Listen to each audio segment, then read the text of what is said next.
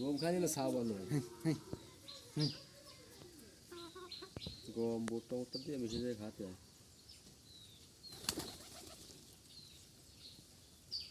বললাম না গতবারে 3টে করতেছিল অসুখ হয়ে আর সব মরে গেছে দেখো আবার এই ভালো ভালো করে ছাও রাখিয়ে কিনিয়ে এই করে বানাইছে আর দেখলে খালি কিন্তু মনে করে এই হলো বড় সমস্যা বুঝছেন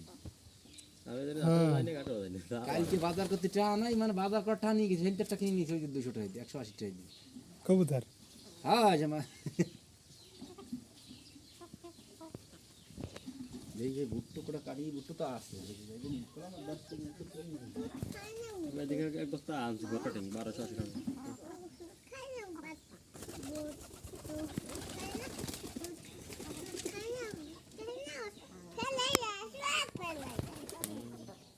মোরক কি মোরক